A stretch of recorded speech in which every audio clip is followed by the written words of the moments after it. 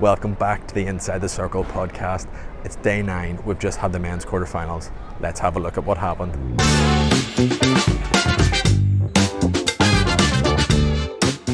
Hello everyone and welcome to the day 9 recap, which was the men's quarterfinals, and welcome back to the Inside the Circle podcast. Joined once again by Alan, who's actually back from the GB match. Yes, went to hockey today. Was able to get there. Yeah, a bit of an early start for me. I'm quite a distance out of Paris, and I'm at the other end. I'm literally the opposite end. It's about just short 2 hours to get there. But anyway, made it. And maybe I should have just gone home, really, for the result. 1-1, and obviously England doing the England GB losing on strokes at the end. I really feel for the guys, but if anybody watched it, you know, there was just opportunities.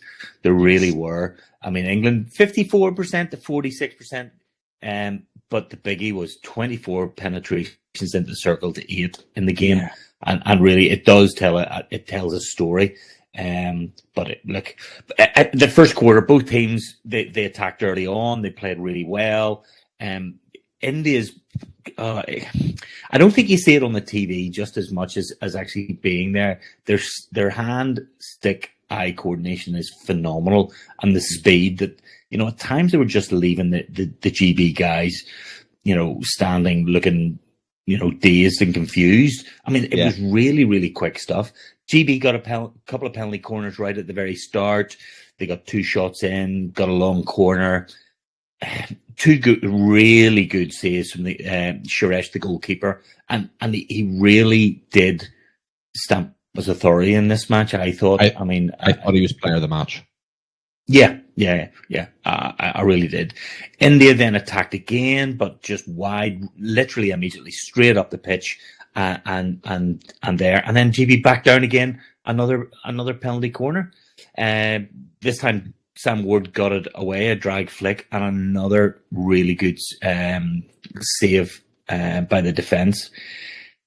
India then went back down the far end, got 3 penalty corners, one after the other, and Ollie Payne just made some cracking saves as well. Really good saves. Again, really noticeable. Both keepers had similar saves, and rebound-wise, 2 very different results. Ollie Payne's getting out way past the 25. Suresh is getting, you know, wasn't going that far, wasn't as rebounded. Again, look, I'm generalizing slightly because, again, the balls were probably hit at different speeds, but very interesting to see the reaction of the equipment. Quarter 2 started, you know, into the circle, reverse stick hit for the GB guys, and it was deflected over the crossbar. So, you know, there were chances. I keep saying England, sorry. GB were sort of attacking down the right quite a bit on that. GB then lost the referral, and again, this is this thing of, you know, was it the right thing to do? But look, play moved on, and quite a nice take by Amit Rodas for India. GB player right behind him, tracking him, and all of a sudden there was a tangle, and it looked from where I was, feet had tangled, but went down, and there was a bit of a gathering of people. The GB guys stayed down for a bit, but then the referee, we didn't hear it, give a 10-minute yellow card. But while the treatment was happening, he referred it. Yes, and the third official, as such, said, "Look, it's dangerous play. The Indian player is taking the ball so far away from the ball and brought the stick up and hit him in the head, and therefore dangerous play, and changed it to a red card." Yep. The crowd went silent because I was in with GB and Indian, and actually both. I mean, I think the GB supporters went, "Oh, this is a chance," and then they were going, "Oh, we've blown it." Yeah. Really on the TV, it was interesting to watch just from the other point of view, because again, similar to you, it happened, but in match speed, it looked like the ball wasn't that far away from him, No. and he's Mhm. dribbling, and his sticks come up. From the TV, you could see his stick coming up and hitting him, but it didn't look like the ball was that far away. It looked like there was it's bounced off the GB player stick and come up. But then as soon as the replay happened, it was like, oh no, that was absolutely intentional, and the red card was the right decision. Yeah, there was, and again, in hindsight, there were some real tetchy, some verbals had gone on earlier, and we're early into the second quarter here, and there was a bit of tension. Look, I think all the matches, having seen a number of them, the tensions really were starting to boil over. Unfortunately, as we'll come to, there was a few things that I thought were very football-esque in dives and trying to play to the referees. Yes. Now, I must say the referees didn't really go for any of them. It was no. They handled it really, really well, and that is testament to our rules, to everything else, to everything that's put in place. These guys are, and again, why dive and feign an injury when you're on TV and everything's analysed? But anyway, look. So with that player off, I thought India are going to blow a gasket here and are just going to internally, implode. GB got another penalty corner, another great save. There was a counter attack. India left, right down the far end. I mean, it just was end to end stuff. And India put the ball, over the goal line. India then got another penalty corner. Goal mouth scramble. Ollie Payne made another couple of really good saves. And that was it. Play just moved a bit. GB were attacking quite a bit, and then again India got a penalty corner, and Harmanpreet drag flick. That guy in real life, I mean, those guys could be basketball players. The Indians, they were really, really tall. Now the GB guys were big, but these guys were they're big, they're tall guys, and it was an unbelievable drag flick. It really was. GB got more penalty corners. They got a lot of play around the circle. And again, GB penalty corners, and the goalkeeper, Suresh, just was making saves for fun at times. They really were. Then GB got a nice play down the right-hand side. A ball crashed across. Lee Martin's deflected goal in, and thought, brilliant. Now it's starting. We've broken that. And then half-time comes. GB 6 penetrations to India's 8, and percentage 50-50. So it was an interesting half. Red card, and I thought, that goal's gonna really kill them here, and India are gonna just totally implode. But look, first few minutes, GB again into the second half had more attacks. Goalkeeper makes saves. I'm just gonna repeat this. I'm just gonna go. It happened the whole time. Like, I must say, Suresh was incredible. Yeah, and he's just again a big guy, good presence. And just control things. I mean, you could also hear the chirping. You could also hear the talk, from him and the other guys. But look, GB got 2 more penalty corners, one after the other. Reverse stick shot deflected over the crossbar, really dramatic. And then, India were really having to defend, and they were just parking the bus. Yeah, literally everybody just came back. But you know what? They controlled themselves. They stayed calm. They didn't react how you would expect or would presume, that they would just, as I said, start narking at each other. And you made a mistake. They worked as a team, and GB didn't. I felt they just went repeat down the right hand side, cross the ball, right hand side, cross the ball. Yeah. There was no imagination, and there was, as the game went on, they just kept going at the same pace. Yeah, GB didn't increase the speed. They didn't go, okay, now we're in panic mode, or let's start putting more and more pressure on. It just wasn't happening. And like Suresh made a number of saves. India, they just absorbed everything else. And then right on the end of the third quarter, Sumit, the Indian player, got a green card. Yeah. There was about 15 seconds left. So Was it? India had about a minute 45 into the last quarter of being 2 people down. Now, having a chat with Simon, which will come up later on, but it's not in the chat.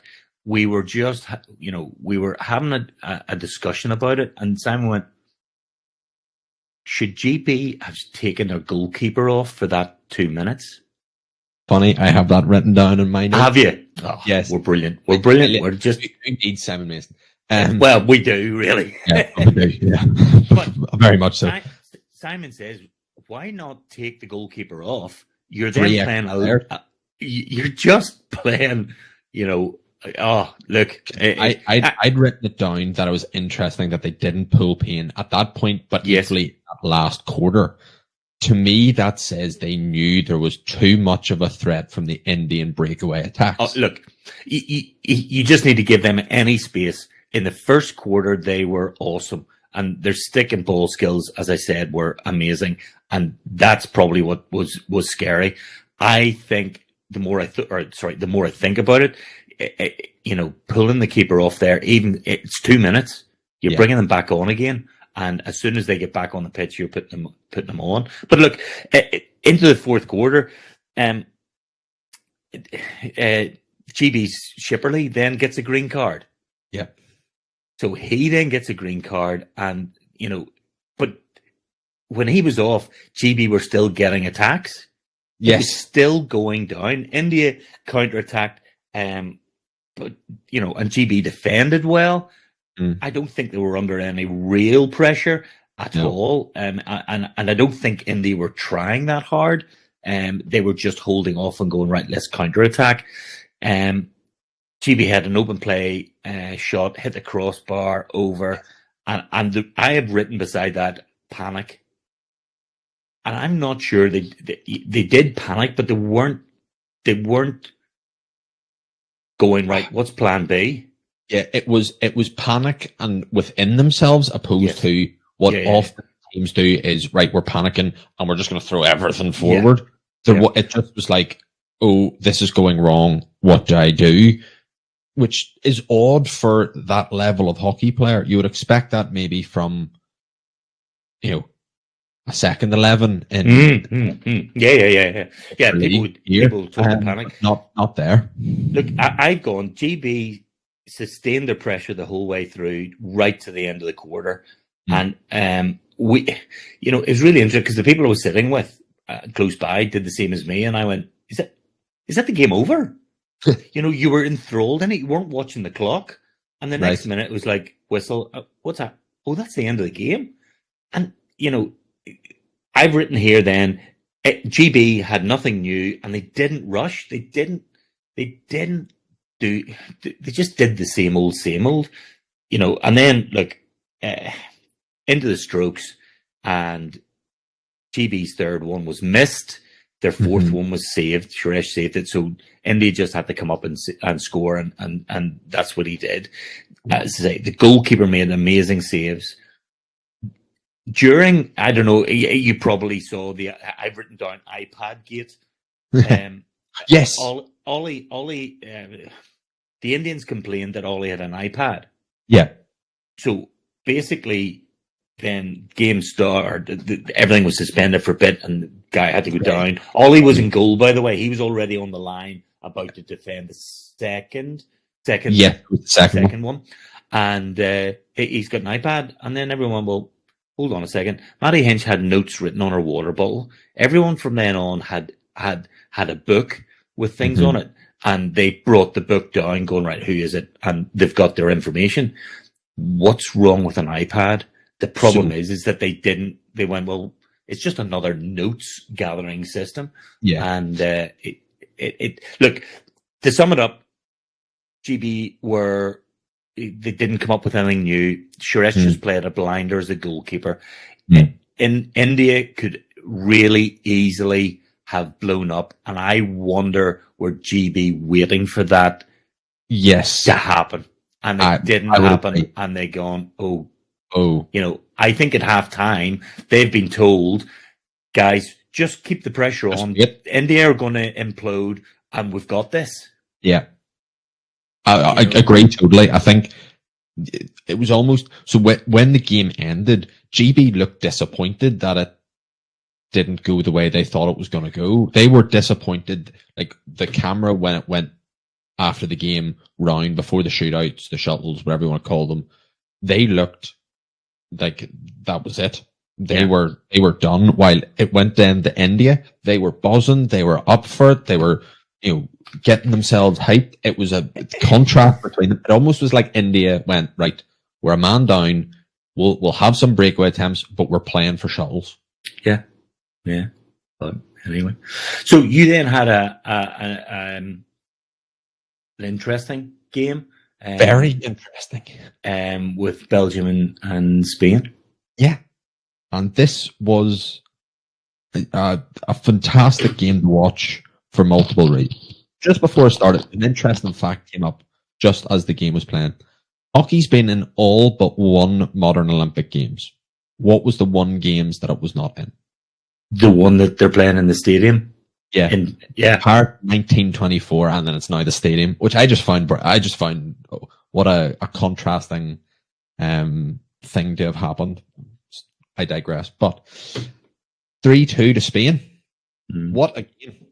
What a shocking result, I think. Though you did have Spain. I'm not saying a word. I didn't mention this at all to Simon. I did not. I was very professional. I didn't go neener. I did none of it. Brilliant. So again, 48-52 in favour of Spain in the possession stats, but it was 21-16 in terms of the attacking corners for the attacking circle entries for Belgium. So they had more chances. The Spain keeper, Castillo, brilliant. For someone, when I was having the discussion with Simon said he had to have the game of his life, and he did. He played brilliantly. And straight into that quarter one, he was making some brilliant saves, and I think that set the tone for how he was going to play. Belgium had more meaningful attacking pressure in that quarter, but then a bit like you, the quarter ended. It was done so quickly, and the same going into quarter two. Belgium had really good passing and build-up play, and at one point, for a good majority of the quarter, all Spain players were in their half. So it was very Belgium dominated for that quarter, but it was still fairly even. Neither one of them looked like they're going to score or do anything wrong. And again, that was quarter two over. It went very, very quickly. Then half time, and this was where all hell broke loose, really. It was a high press from Spain, right on the Belgian backline, right from the word go. Though it was on the opposite side of things, good Spanish defense against the Belgians. Then Spain scored. Ballestera was the first to react off a Belgian keeper save. Ball came in and he was there straight away. Brilliant. Though 30 seconds after, Belgium got their equaliser. So all happened at once. They scored. It was the Sluver with a great aerial takedown and half volley hit. It was a rocket of a shot. Keeper was saving that. We've seen a few of those. And yeah, it's come into the game a wee bit more. I think it's because if you're quick, you take the ball down, the ball lands, because you have to have that 5 meters. The quicker you get that ball, you almost are trying to deflect it down from that, opposed to stopping it dead, and then trying to hit it on the volley before that man gets, because the 5 meters, so that defender come in. So the quicker you get that ball down to the ground and hit straight away, it's a good chance of a shot or goal because you've got that power behind you. Then Spain switched off for the Belgian goal, which was a bit disappointing in the Spanish front. I think they just were like, "Oh, we've got a goal," and then they switched off, and that's how then Belgium got their goal. Strong attacks from both teams, and then going into the fourth quarter, Belgium reverted back to type. Good build-up play to start off with. and Spain had good attacking chances, but no final product. And I thought this was now the turning point. This was where maybe Belgium were going to come back, but I was wrong once again, and Spain got their second with 5 minutes 50 left. Reina got a great ball in, finished the ball between the post and the keeper. Really strong, accurate shot on goal. Then Belgium bring the keeper off with 4 minutes 30 to go. And then Spain got their third goal very quickly after that. Morales scored a flick, keeperless goal, though defender did get to it, but that had deflected in the roof of the net. It was almost like, I'll say the fifth defender, who's the goalkeeper as such. I would have almost said he would have stopped the ball if the deflection didn't happen. But because in that situation, as a defender, you feel you have to make that touch because you've got no keeper. While actually, if he didn't make the touch, it might have been saved. Gotcha. At this point, there was 2 minutes 45 left. Belgium scored their second. Hendricks with a brilliant drag flick. Superb. Yeah. It was the keeper got wrong footed because I think it came off a runner in the end. I think it did take a deflection. Yeah, but it was a great flick. Then it all happened. Real confusion at the end of the game. Belgium were in an attacking play. Game ended, celebrations were happening. The Spanish bench had ran on at this point and started to celebrate. The umpire started to have a chat, and they went, oh, actually, no, that's a short corner. So Belgium got this penalty corner right at the end. And did it go through 2 attempts? No, it was the only 1 attempt, and they missed it. And at this point, the Belgian guys had, again, the champagne was in their hands and they were celebrating. I think throughout that game, the Spanish guys matched the Belgian guys physically and in the momentum of the game. It was really impressive to see. I think that was their best game of the Olympics so far. And if that's what they've saved themselves for, then absolutely fair play, because throughout the day, the commentators were saying the quarterfinals are the worst ones, because if you lose, you get nothing. Yeah, you've always got a chance at a medal. Always got a chance of a medal going into those semi-finals. If it's not a gold or a silver, you can be fighting for a bronze. So if Belgium or if Spain were targeting that match as putting everything into it, then they've done well. It was the first Spanish semi-final, or this will be the first Spanish semi-final since Beijing in 2008. So wow, big wait for them, and I think it was thoroughly deserved. There was a lot of glum faces walking back to the train. Yeah. There was a lot of Belgians came in the stand while the GB match was going, and they were on a high.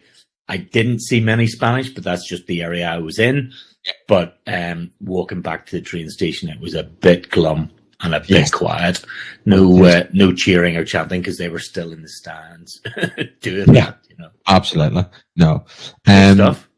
And leads on to quite well. You had a conversation with Simon after the GB game.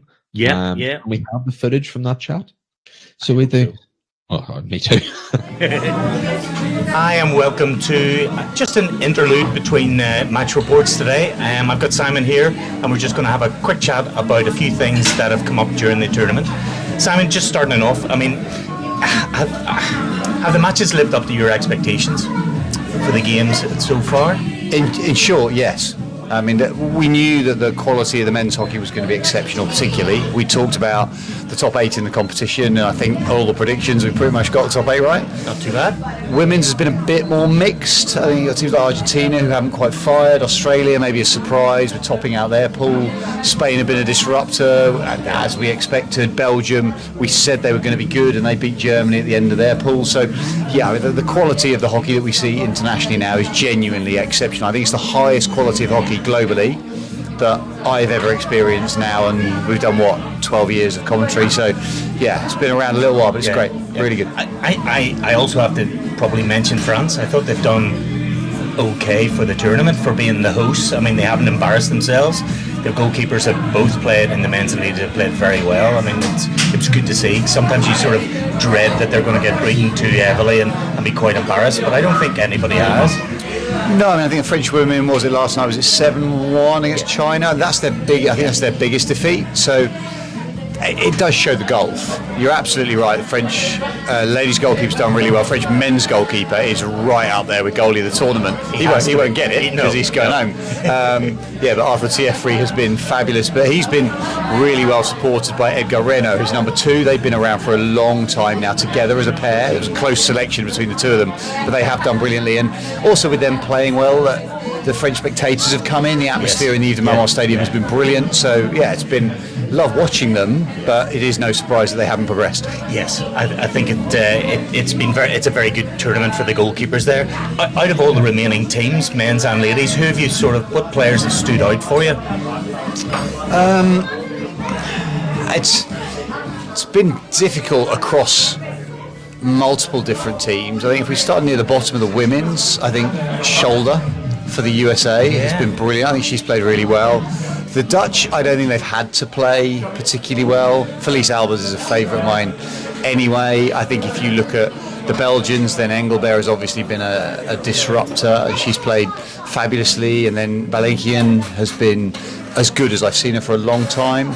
The men's competition, not sure when this specifically goes out, but we've just watched, disappointingly, Great Britain get turned over by India, and you've got to look at how well someone like a Hardik played in front of the defence of marshalled by Harmanpreet, and then you got to put Srijesh up there as being the Great Wall of India, as he's so often called, but he was exceptional.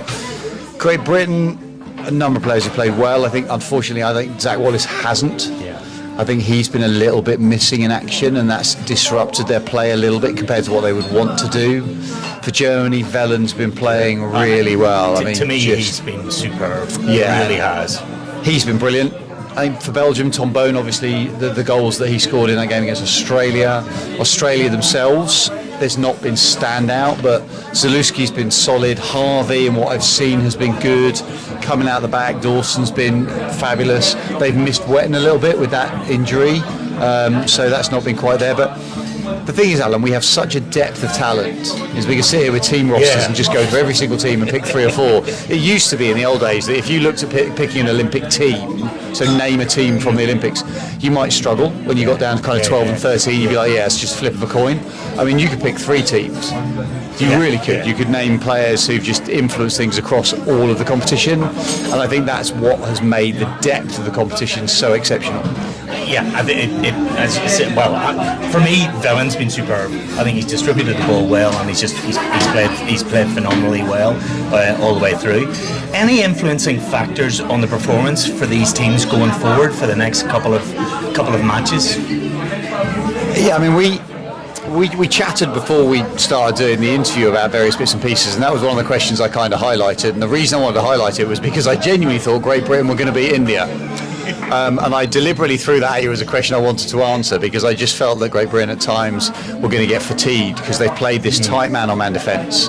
The game against Germany, I think they fell foul of that because they played 4 games full-on, man-to-man, in the heat. And I just felt that was going to impact them against Germany, and I think it did.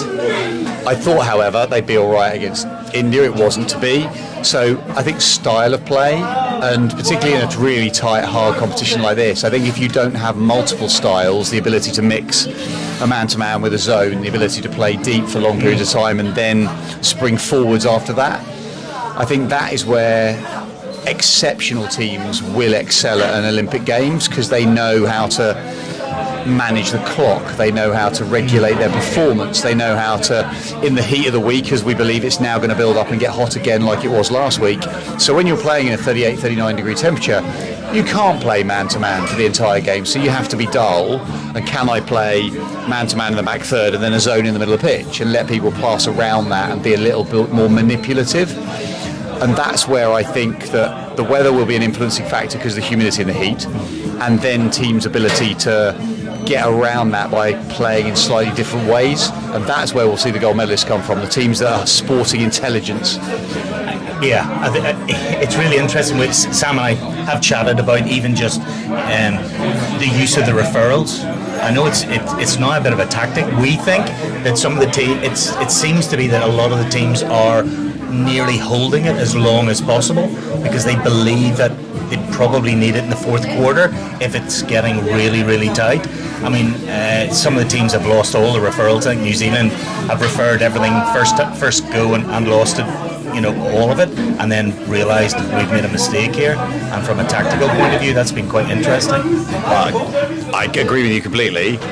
Sorry, I agree with half of what you said, which is I think a lot of teams have lost their referrals in a stupid manner. Oh, totally. So you've got a situation where they've not listened to the umpire and they've gone to stuff when there's been an advantage, or the umpire's seen something and then they've still asked the question. And I think the learning has to be for teams, you go to the umpire, you ask why they've given it, you explore it with maybe one more question, and then you make your decision. Because the minute the umpire says, I've seen advantage and I've played it, or in my opinion, any phrases like that, when they go up and ask the question, they're going to say, in my opinion, it was dangerous. In my opinion, it was lifted. I've seen an advantage. And the minute you have that question mark, it is very unlikely that an umpiring colleague is then going to overrule it, unless it is a nailed-on error. And that's where I think teams have been a little naive at times, and they've lost it with a lack of composure. And now, don't get me wrong, it's easy. I sit in the commentary box, I'm sitting here talking to you, and you go, yeah, I'll just be cool, just ask a friend, phone a friend. But it's the Olympic Games, and therefore people will lose it. But going back to the second part of your question, I agree that I think it has to be held in terms of what they're looking for as our lunch arrives, which is brilliant. So there we go. Fabulous. Brilliant. Thank you very much, ladies. Thank you. Yeah. Merci. Perfect. Thank you. Oh, wow. And finally, just so our food doesn't get too cold, It's not a problem. Great atmosphere. Do you think the crowd has had an impact on things? I mean, at the match this morning, there was a lot of Indian support, a lot of chanting, along with the GB stuff. But do you think the atmosphere has been good? Yes, I think the atmosphere has been fantastic. I think in the early rounds, the French crowd who came in, it wasn't a knowledgeable crowd, but it's a passionate crowd, and they've come in and they've wanted to be part of it. But that's what you get in Olympics. That's the difference between Olympic Games as a multi-sport event and a World Cup or Europeans, is at those events you get hockey people. Yeah. At this event you get people who've bought a whole load of tickets and they've gone, I want to go to the Olympics, what can I see? So they've done that kind of thing, which is fabulous. Well, in doing so, it means that they've experienced a different sport. The energy levels have been really good for a majority of the games. There's been a couple that are a bit quiet, but in principle it's been fabulous. And because of that, I think some teams have thrived off it. I think the French, particularly the men, in a couple of their games, I mean, you look at the game against Spain, you look at the game against Great Britain, the crowd have been on their feet. Today, the Indian crowd went very quiet very quickly when that red card came out. However, as they got into Q3 and Q4 and they were still on level terms, suddenly they're on their feet and there's a whole load of chanting, and that creates an energy that people have said if your energy is being sapped, somebody puts something in. And you're not talking about suddenly, let's use an athletics analogy, the crowd isn't going to help you run from 12 seconds to 10 seconds, but the crowd is going to help you run from 12 to 11.9. And given when it's so well documented that Olympic success can be down to half of 1%. Suddenly you get the crowd on their feet and they're behind you, then that is where you get this fabulous euphoria that comes in. And I think, therefore I think the stadium's been brilliant. I think pitch one with 12,500 people when it's been full, and it's been full a lot of the time, is a brilliant amphitheatre, and therefore yes, it's been great, and I think it's impacted performance. Yeah, I mean, you're so right about the French matches. Even just watching it on TV, the noise and just everything else has been superb. Look, our food is going to get cold and it's smelling too good. I'm going to hand back over to Sam in the studio, and again, thank you very much, Simon, for your time and your effort. Pleasure, great to chat. Take care. Absolutely an interesting thought on actually how crowds have been affecting maybe the teams during these games. Certainly for the French teams, they've been hyped up, the likes of the home crowd and things. But equally, games like this Netherlands-Australia game, I thought they were in the middle of Dutch territory. It was a sea of orange around the stadium. I thought it was very Dutch favoured. Now again, it's 2 hours away. That kind it's a 2 hour flight away opposed to a 12-hour flight for the Australian supporters. So you had the joy of watching this game, Netherlands-Australia? Yes. Look, the Dutch won 2-0. Possession was 54-46. penetrations 18 to 16. So all Fairly reasonably even. And I was sort of having a deja vu moment from the matches, the first match, the GB match, just because of the way the game went. First 5 minutes, around 5 minutes, the Dutch got a penalty corner, and Jensen had his flick saved by Charter. Charter was on his 250th cap. Brilliant. But a really interesting stat that came out was Jensen has only scored 2 out of 23 penalty corners. Oof. And so make that 2 out of 24. There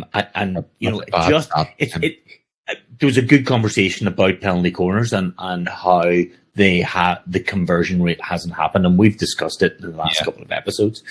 After that, both teams really had their own attacks, and I'll not say end to end stuff. The ball, it wasn't fast. It was just it was clinical. By the Dutch, Australia played very well, but they probably chased the ball a little bit more. Australia got a penalty corner a minute later after that, and Black saved from Glovers, and he had a cracking again. Black had a cracking game really for that. Both teams attacked and defended well in the first quarter. Second quarter started, and they really started to put the pressure on Australia. And Australia really absorbed it quite well. Netherlands, their aerials were amazing. They really were, and it was straight to stick. It really was, and it's this one sort of from the halfway line into the corners and into the corner just inside the circle, because I've been standing here. So if a defender comes in, I'm getting a penalty corner, and it's a bit of a tactic. But Australia were cool. They kept their cool all the way through in that second quarter. Diogo Tellenkamp had a shot saved, and then they got a penalty corner. Janssen put it wide. He was looking for a deflection at the back post, so the guy just didn't get there. It was a good hit. There was, yes, he was still hitting it, but it was going somewhere else, and that it was just a wee bit behind. I think it was Tellenkamp as well. It was just a wee bit. Tellenkamp's been going in for those sort of back post deflections there. Really, Australia made a mistake inside the circle. Brinkman's shot, and it was saved by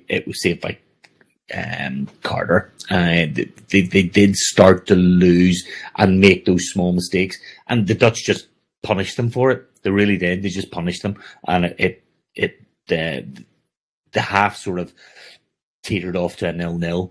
I thought Brinkman had a great game. He had a great first half, a great second half. Again, Simon talked about him in the preview episodes right at the start about if he's playing well, the Dutch play well, and I would probably agree. Anytime that I think he maybe didn't have a great first game, and that's why they looked a bit slow. But since then, everything's gone through him. He has made such a difference. If you go back and listen to any of the other chats we've had in the other podcasts, we've criticised the Dutch because Brinkman hasn't. He's been a slow start. Yes. In these games, so he's been a slow start, and it's now he is starting to perform so much better. Look, right at the end, Australia lost the referral. Critical or not, I'm not just too sure on that. But look, Netherlands 54% to 46, and 9 to the Dutch, 6 to Australia circle penetrations. So even-ish. I do think the Dutch had I thought the Dutch were never going to lose the game at this point. I didn't think they were going to lose it. I think Australia were just starting to just not get the last pass, the last touch. Yeah. Things they got there. Quarter 3, the Dutch again started to attack. They lost their referral very, very early on in that second quarter or third quarter, and the Australia's Tom Wickman had a chance to right in front of goal and missed, unfortunately, and that could have changed things. Yes. it really could. The Dutch then got a penalty corner for a deliberate play inside the circle, and Jip Janssen just repeat, bang at the back post, and Duco Tellenkamp deflected it in right at the back post, and it was a great goal. They had practiced it enough times, I think. So again, the Dutch just had that. It was just working for them better. It really was. Netherlands got another shot put wide.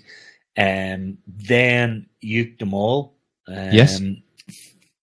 Dutch player at the back. He intercepted an attack by the Australians and then had a fantastic run right up the pitch. Again, another big guy. I mean, he's a monster of a guy. Huge. And he took a couple of passes around a few players and had a really good run. But he had a really good defensive game. I thought he played very, very well. And he just turned defense into attack, very, very quickly. Then there was a strange one. The Dutch player Kroon and Haywood collided at the top, probably on the 25, Yes. and Kroon went like a helicopter because the Australian guys, he was. But when you looked at it in slow motion, I slowed it down and went back, and I went, he's put his hands to his face, and I went, I don't think the Australian guy didn't hit him in the head, No. but he hit himself in the shoulder in the collision. Right. So I was going to be quite critical about it, but and that's why I rewound it and had a quick look at it. He's actually hit himself on the shoulder and in the face. Right. But the commentators were calling for Aussie blood. Yes. They were saying because they were nearly taking it back to the first match, the India match of that deliberate stick. Yes. And it really looked a bad incident. And don't get me wrong, he was hurt, but when he put his hands to his face, I went, "This isn't right." Yeah. But actually, his shoulder, it was shoulder to shoulder, and then his head hit his own shoulder, and but he then got a green card for it. Yes. I wasn't 100% sure about that. I took it as he's technically been the one to take them out. Yes. So therefore, he's getting the green card because he's fallen. As soon as you go to ground now, the rule is if you hit the person with the ball at all, it's a green card. So therefore, he's been the person without the ball, gone to ground, hit him, and therefore it's a green card. But the other way to look at it is it's a bit like some of the rugby and football tackles that come in. You can't stop yourself mid-air, or you can't stop yourself on a dime running at 1,000,000 miles an hour with a hockey ball in the end of your stick. That's so difficult, if impossible. I thought this was one of those ones, and again, we've talked about it. This is where the third umpire should have had a look and gone, "That's not a green card." Yeah, to me it was a 50-50. It was just a playing collision. Or in the Formula One, talk about a racing incident. Yeah, that's all it was for me. I didn't think it was a green card, and unfortunately he had to go off anyway. But that was it. Then to end that quarter, Brinkman standing in the circle on his own, aerial, sweet as a nut, right to him, and for the first time, a player misses the ball and it bounces over the back line, and it was like, oh no. Human. And yes, exactly. He's human. But look, Australia just weren't getting the final touch, and that was starting to become obvious. And the Dutch were just slowly increasing the pressure and the play and everything else. And Fourth quarter, Australia were still attacking, but the Dutch had got it. They were defending really, really well. I'm trying to think. The second goal was. Van Dam got the ball Yes. up halfway line and Exactly. made a fantastic run, effectively he then ended up at the flick spot. Yes. Because the way he ran was this arc. He ran across the angle and the goalkeeper followed him. And he's then able to flick into the far corner of the net, which is wide open. Yeah. Brilliant So he really just picked the ball up, ran in on the left-hand side and across the goal, as you say. Yeah. And the keeper followed him. And then it was nearly like it was an underarm flick. Mm-hmm. It was just a superb goal. And really that was it. The Australia started to get a bit narky. The Dutch, every time, so the Australians played Australian sport, which was, right, you're not getting past me. No. And there was I thought there was a couple of dives. There was quite a bad knee knock. One of the guys got hit on the knee. Yes. With the top. I can't remember his name, but it looked quite sore. And the reason why was he added an extra roll because I think he naturally went to get up and went, oh crap, I can't. Yeah. And it did hit him square on the knee, on the kneecap, and it could only have been, really, really painful. Look, Australia got another penalty corner. Glover saved it. 5 minutes to go. Australia got another penalty they got a penalty corner, and Black saved it. 4 minutes to go. Australia took a goalkeeper off. Whether that's his last match internationally, I don't know. But 250 caps, it's not a bad career. But look, Australia had more attacks, but really the Netherlands really just had the game and sorted by about the third quarter. And to say that second goal, Van Damme's second goal there was a treat to watch. It was, and it just felt that the Netherlands had that control probably from halftime. Halftime. I think Australia went at it, and then it was really we've got nothing else. The ball didn't go to stick. I think they probably did what GB thought India would do. I think they internally started to break down and argue and started to get a bit narky, where India just kept their cool. I'm not sure Australia were ever going to win that. I really don't. Not the way they were playing. I think they really, after the first quarter of playing the way they did, they maybe needed to change something up. I don't know what something would have had to have been. They needed to have a spark in the middle of that game to go and do something, but that never came.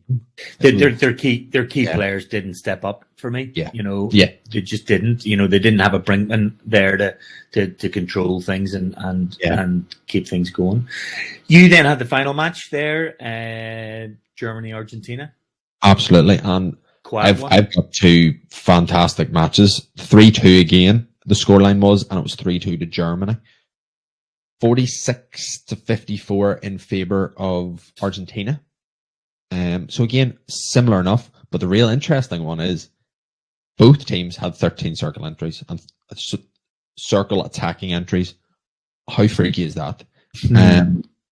And honestly, you could see that it was that even probably throughout both these teams were the best defensive teams in the game so far, in conceding and in working defensively. So I thought, actually, this could be quite a stalemate for a good chunk of it, to play that way. But they actually didn't. They played a lot more attacking than I thought they would have. First quarter, good German passing structure and good intensity from both teams was probably the best way to sum it up. Germany got their goal from a well-worked ball into the D with a keeper rebound, and Henriks had a brilliant first time reverse beating the keeper, and that was his first international goal, which, what a way to score your first international goal. To really set your team off for a really good win. Argentina then scored Shoot, who's been scoring for fun these games from the top of the D, a real low, powerful flick into the corner. Again, not many keepers would have got to that. Probably the postman was a bit more centrally. He got it right in that between the keeper and the postman. So good accuracy from him, maybe per post person defense. But it was fantastic either way. This point, and it sort of niggled throughout the game, both teams were just getting under each other's skin right from quarter one. They both needed to control their tempers probably at that point, because it could have gone sour very quickly, I think. But they did for the most of the game, and most players kept the cool, but there was just this underlining one thing could have gone wrong and all hell was going to break loose. And I actually think the umpires, again, they were on top of it. Yes. I think they saw it happening, and whether somebody also chirped in their ear, just going, "You guys, just be aware," and keep them quiet. Yeah, I think so too, and I think the umpires had a great game this time in terms of how they went through processes for later on. One of the incidents that happened, they talked through it brilliantly with the players. Because of that, they all went, okay, that's how it worked. Going into the second quarter, the Germans were on the press. Every single player. Sorry, what have I written on the press? The single. Oh yeah, can't read my own writing. How stupid is that? I do it all the time, so don't panic. That's right. Every Argentinian player that had the ball, there was almost 2 or 3 Germans on top of them. So there was, and they really smothered that defensively. They got their second goal, and it was Payet with a absolutely fantastic penalty corner. Cracking penalty, yeah. Brilliant. And he's done that throughout the tournament, really. At this point, Argentina's attacks were a bit more constant. They thought, right, this was their spark. I think that second goal was their spark to go, actually, we need to start playing a wee bit more here. Looking for crosses and into shots. So they seem to attack from a single player going up with the ball and then trying to crack the ball in. Germany built up from the back, so therefore the whole team was going up and they had more people in the circle for those chances. Halftime came, again, good structure from Germany. Argentina had those breakaway chances, but the German scramble defense at that point was brilliant. There was a couple of times Argentina had a shot and the rebound and something was going to happen, but all of a sudden it came out with it on a German stick. It was really good defensively. Good critical saves by the German keeper, and I think for the second half, he'd be my second half player of the game. Yeah, he definitely. Some superb saves. Absolutely. A missed opportunity for Germany. They had a penalty corner, but it was a first time slap, and because it was a slap, it was disallowed for going too high. Too high. Yeah. Going into the fourth quarter, Argentina then again realized this is it. This is our last opportunity. Last 15 minutes to try and do something here. They came out really fast, put the German defenders under really high pressure, and they got their second goal from it. It was a crash ball in, and it was deflected by Mazzolini. But again, this was the point where I thought the umpires are doing really well. They chatted through all the decisions well, because I think leading up to this, there was a incident where the Germans got a penalty corner given against them, but he referred it because it didn't hit my foot first, it hit their foot. Yes, hit their, yes, saw that. And basically, and it was clear. It was as clear as day. It didn't hit his foot first. It was a bit of a ping pong, but the third umpire went, he has made a body tackle before this incident. So therefore, Germany, you keep your referral because this happened before. Yes, yeah. But it's still going to be a short corner or a free out, whatever the situation was. But umpires brought everyone in. They talked through it, and everyone, right? Okay. We're going to move on from this. At this point, Germany started getting frustrated. So they did. They started getting very frustrated. Even though they were getting frustrated, this is when their third goal came in. Velen worked the ball into the D. It was a shot deflected by Wagan. Yeah. Wagan. It was a good goal for all the German hard work. But at this point, this is where it all started sort of crumbling almost for Germany. And I thought this could go wrong for them. Max Grambusch got a green card initially, and again, this was a bit of bad tackling. I didn't think it was bad tackle, but that's just my... Yeah, but you're a defender. Yeah. I thought it was teetering on harsh. Yeah. It was teetering on harsh, I think, because of the frustration that Germany had been showing. That's why they got the green card, to try and almost... The umpires were trying to go, right, that's it, no more of this. Yeah. They defended very well when he was off. Argentina then pulled their keeper with about 3 minutes left. Velen had a fantastic game, both attack and defense. You could see that in that last quarter. He was just, right, I'm taking this on myself, and we're working our way through this. Then Germany lose. Max Grambusch, again, 5-minute yellow card. He's not coming back. He wasn't coming back. Yeah. Like I said, there was 1 minute 20 left. Big last push from Argentina. They had a penalty corner awarded with 20.4 seconds left. They took a penalty corner. A penalty corner was then re-awarded with 4.2 seconds left. The keeper and the defense kept this last penalty corner out brilliantly. Yeah. No, the keeper played a blinder there. That win was down to him and the defensive team right at the end there, because that was 3-3 and then shuttles.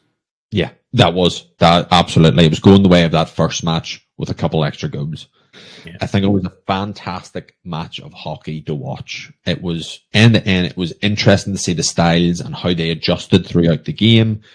Strong hockey throughout. Germany defended well, like we said, with a really good defensive unit and keeper holding it all together. Just Argentina didn't. Their chances were saved well, but there was a couple of chances they missed, and they missed probably easily. Yeah, I think they missed the opportunities. It disappointing, but Germany won my teams again. Just saying. Yeah, I know. Yeah, you would say.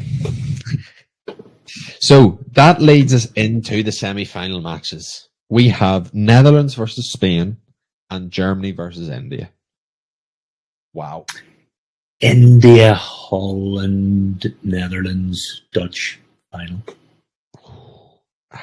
That's my call. I think India are going to be on a roll. I think they're going to have, the place will be jumping with spectators. And, yes, it will be. But again, they could then lose it in this match. This could be the match, because he's been given a red card. So the way he's not come back. He's not come back, but that means India have one less reserve on the bench. Yeah, so that could play a factor in. Just heavy legs, been playing the tournament. Yep. What might happen? I mean, and they had to play hard in that on the GB match. I mean, they defended very, very well. And probably took a lot more out of themselves than they should have. The rest days are critical here for these guys. Yeah. And it really is critical for them to just get themselves back up again. I think Germany, I think Germany, if they get their players right and again can keep their cool. The one thing today for me out of all four matches was players were starting to lose their temper. Yes, and they were not performing just as well. I don't think so. I think they really need tomorrow's break. Yes, I think mentally and physically. Yeah. And we'll see what happens. Absolutely. And just probably the final thing before we go, we have mentioned throughout all these episodes about the keepers. Mm-hmm. I have been so impressed with them. And probably I want maybe a bit more of your input on this one, since you were a keeper. It is impressive to see them doing so well. And is it the pads doing a lot of the heavy saving? But is it all, like some of those, the German keeper is like 100 foot tall and he's getting down really well. It's the athleticism and the pads. Yeah. Is it the movement, the protection that's aiding all this? I think it's everything you've just said there. I think the equipment is now critical. I mean, I've mentioned it enough times about the rebound off pads and the rebound of a lot more leg saving. There's a lot more this low ground sort of at penalty corners. Like when I played, all we did was come out, lie down at penalty corners. It was called logging, and the guys came into the circle because you could and hit it, 4 yards into your chest.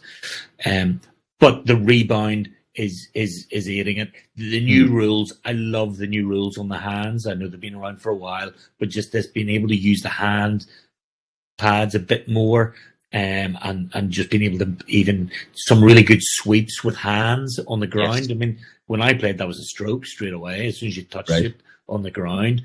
It just has allowed it, and the agility of these guys, they are big. When Simon played, big player, but could move. And when Simon does any coaching and things like that there for goalkeepers, it's all about the points to get back up onto your feet, get agile. It's the mantra of goalkeeping is just, staying on your feet, but if you get down, you're back up as quick as you can. The French goalkeeper for me, goalkeeper of the tournament, purely from the point of view of just he's had so many shots, and we did talk about it. And probably the women's one as well. Oh, but unfortunately they're not going to get it because they haven't got any further on it. Yeah, that's true. Black was goalkeeper of the year last year. Right. You've got quality keepers, and it's now just I just like the goalkeeper being able to be part of the attack right at the back. This being able to rebound and get the ball out. Goalkeepers, a lot of these goalkeepers are still making saves, and it's still falling in and around their bodies, and they're the speed of the ball. I mean, I'm being slightly critical of something I'm not involved in anymore, but the ball is still in and around their feet, and they're not clearing it just as well, I think, or the equipment isn't clearing it. Yeah, but the Suresh in goal for India is just superb. And he has been consistently good year after year after year. And this is his final games. I think he's retiring after these games, so he's put everything into it, and he's put everything. You can see he's put everything into it in each of the games. Yeah. I absolutely. I agree with you there on the keeper front. It is always amazing to see.